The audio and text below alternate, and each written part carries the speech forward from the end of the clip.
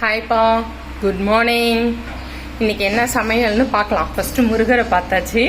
ஒரு சிம்பிளான சமையல் தான். இன்னைக்கு வந்து ரொம்ப சோம்பேறித்தனமாக இருக்கு. என்ன சமைக்கிறதுனே தெரியல. திடீர்னு ஒரு நாள் இந்த மாதிரி ஆகிடுது. இது ஆல்ரெடி அப்பளம் சுட்டேன், என்ன அதனால கொஞ்சம் கலர் சேஞ்ச் ஆகி போயிருக்கு. இப்போ என்ன செய்ய போறேன்னா சொரக்காய் சாதம் தான்.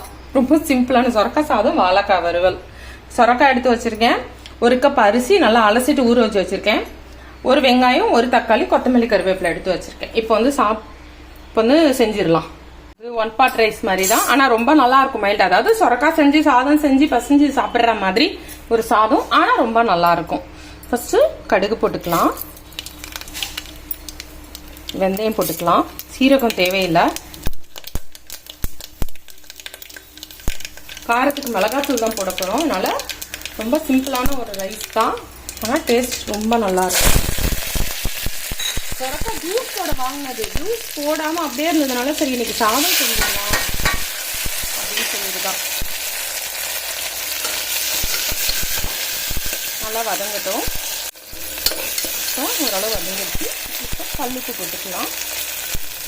சாதம்ன்றதுனால கொஞ்சம் அளவு அதிகமாகவே போடுறேன். இப்போ வந்து சொரக்காய் வந்து அலசிட்டு கட் பண்ணி எடுத்து வச்சுருக்கோம் இல்லையா, இதையும் இது கூட சேர்த்துக்கலாம்.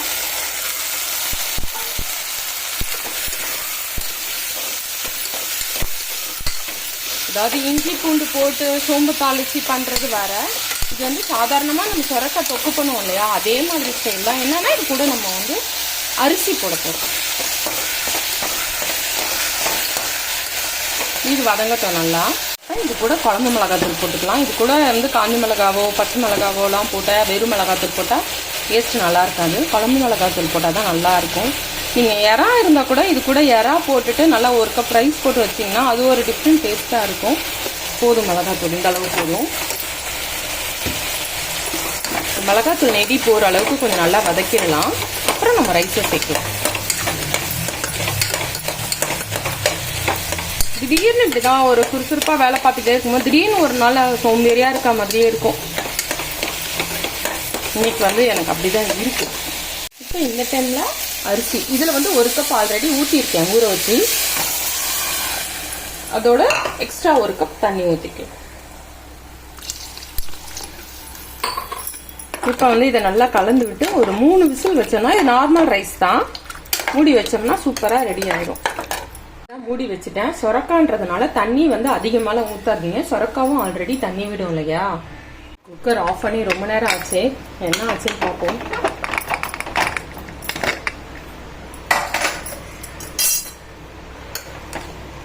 சூப்பராக பொழுபலன்னு ரெடி ஆயிடுச்சு. இது வந்து நம்ம வந்து ஹாட் வாட்டர் மாற்றிடலாம்.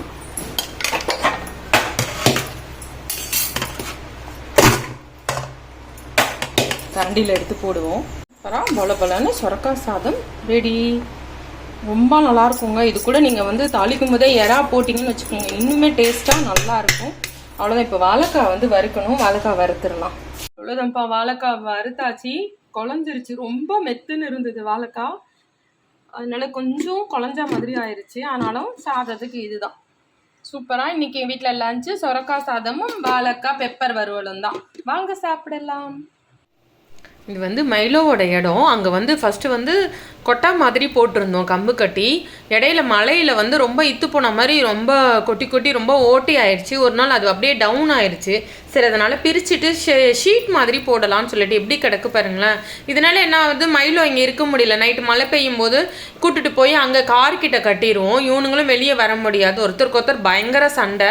இந்த இடம் தான் மைலோக்கு நல்லா செட் ஆகும். சரி, அதனால இந்த இடத்த கரெக்ட் பண்ணிடுவோன்னு சொல்லிட்டு கரெக்ட் பண்ணி ஷெட்டெல்லாம் போட்டுட்டு சைடில் ஒரு சின்ன சின்ன பேட்ச் ஒர்க்லாம் இருந்தது, அதெல்லாம் பூசியாச்சு. ஜம்முன்னு ஷெட்டுக்கு கீழே செட் ஆகிட்டான் பாருங்க. சூப்பராக போட்டாச்சு. கொட்டாவெல்லாம் பிரிச்சுட்டு இருந்த கம்புலையே வந்து கம்பு நல்லா இருந்தது. அந்த ப்ளூ கலர் ஷீட் வாங்கி சூப்பராக ரெடி பண்ணியாச்சு.